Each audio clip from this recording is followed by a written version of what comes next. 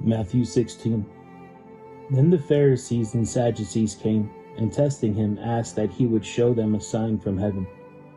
He answered and said to them, When it is evening you say, It will be fair weather, for the sky is red. And in the morning, It will be foul weather today, for the sky is red and threatening. Hypocrites, you know how to discern the face of the sky, but you cannot discern the signs of the times. A wicked and adulterous generation seeks after a sign, and no sign shall be given to it except the sign of the prophet Jonah. And he left them and departed.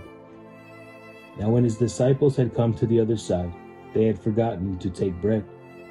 Then Jesus said to them, Take heed and beware of the leaven of the Pharisees and the Sadducees.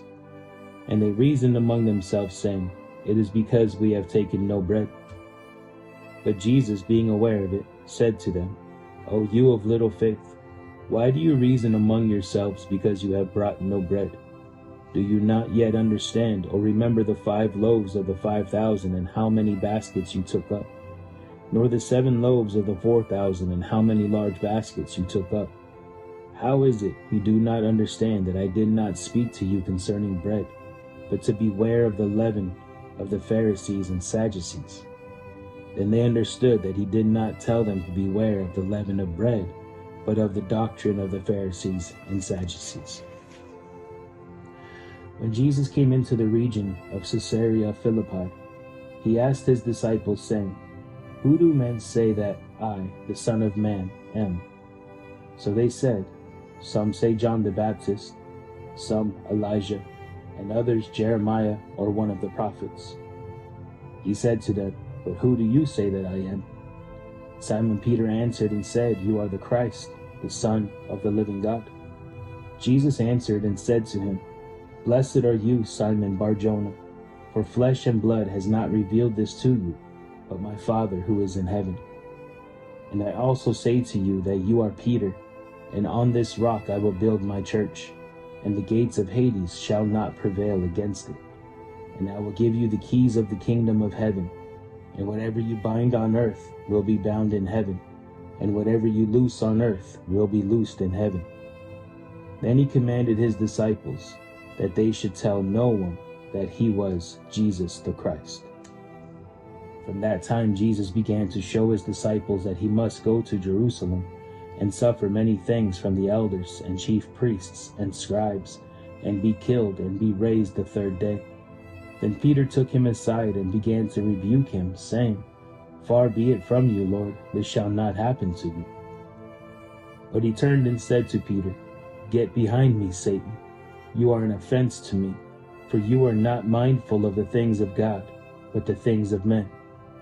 Then Jesus said to his disciples, If anyone desires to come after me, let him deny himself, and take up his cross, and follow me. For whoever desires to save his life will lose it, but whoever loses his life for my sake will find it. For what profit is it to a man if he gains the whole world and loses his own soul? Or what will a man give in exchange for his soul? For the Son of Man will come in the glory of his Father with his angels, and then he will reward each according to his works. Assuredly I say to you, there are some standing here who shall not taste death till they see the Son of Man coming in his kingdom. Matthew 17.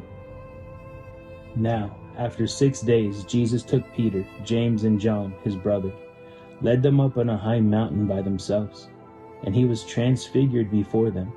His face shone like the sun, and his clothes became as white as the light. And behold, Moses and Elijah appeared to them, talking with him. Then Peter answered and said to Jesus, Lord, it is good for us to be here. If you wish, let us make here 3 tabernacles, one for you, one for Moses, and one for Elijah.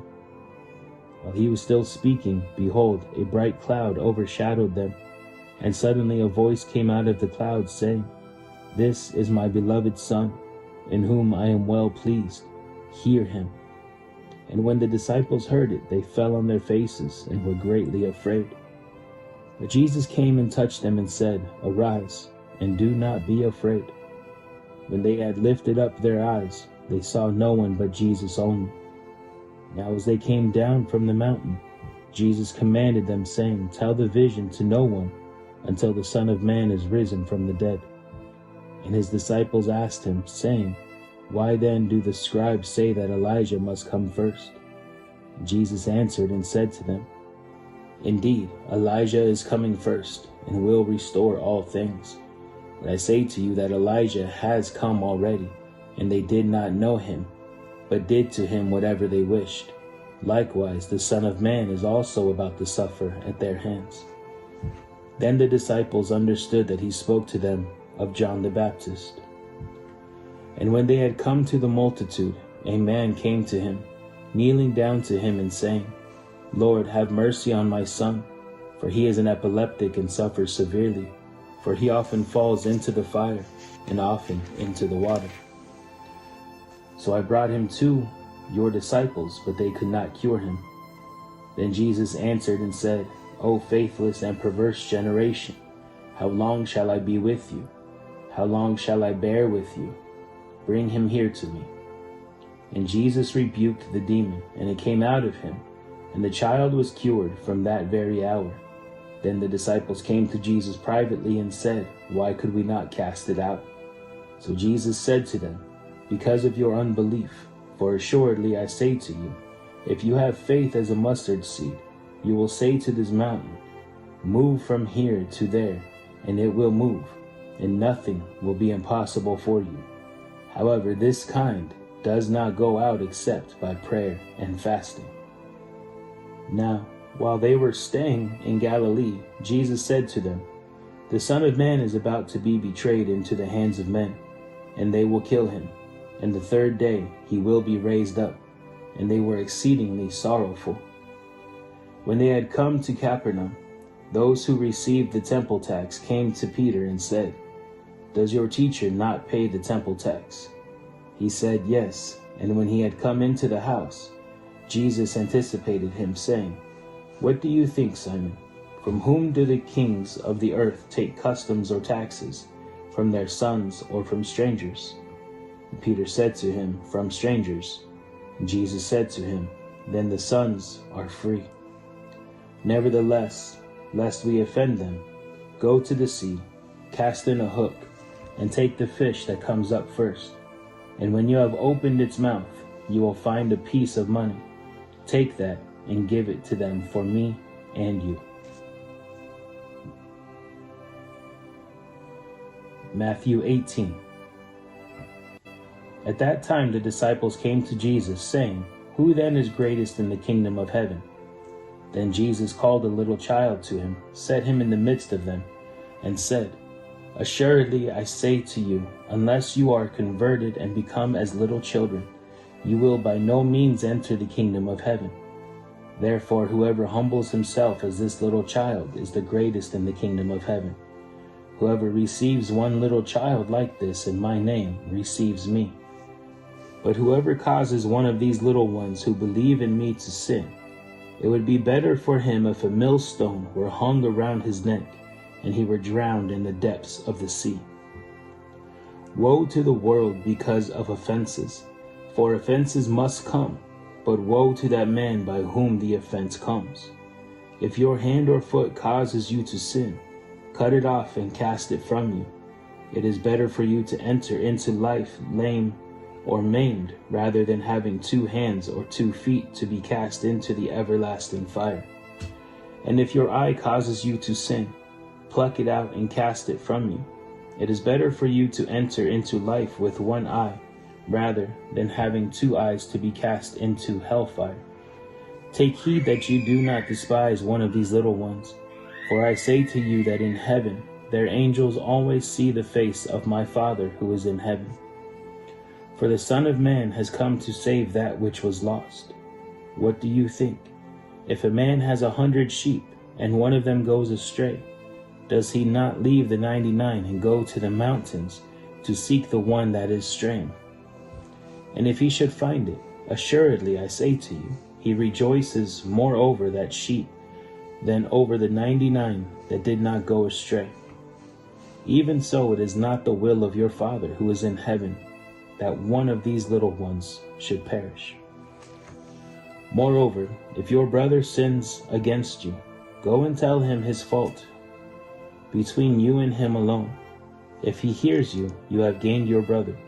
But if he will not hear, take with you 1 or 2 more, that by the mouth of 2 or 3 witnesses every word may be established.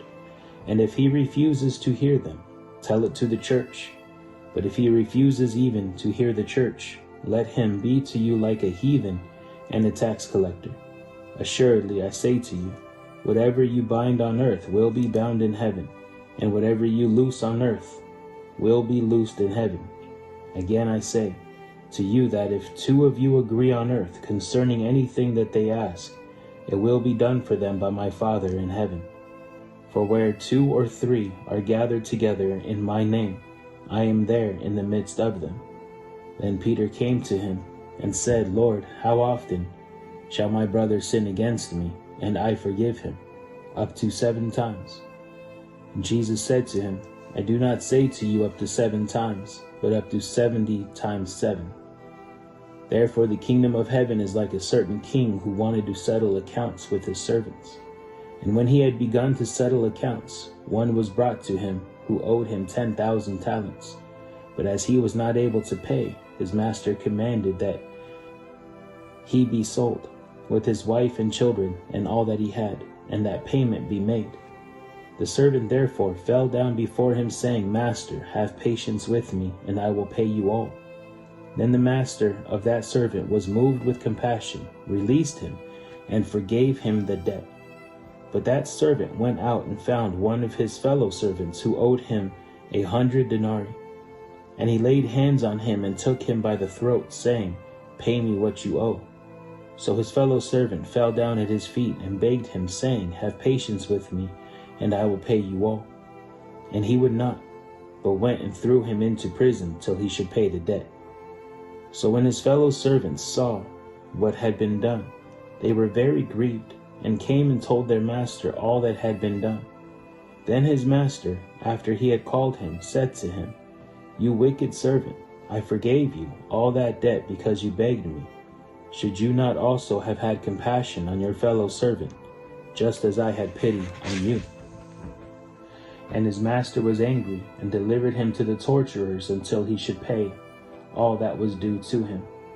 So my heavenly Father also will do to you, if each of you from his heart does not forgive his brother his trespasses.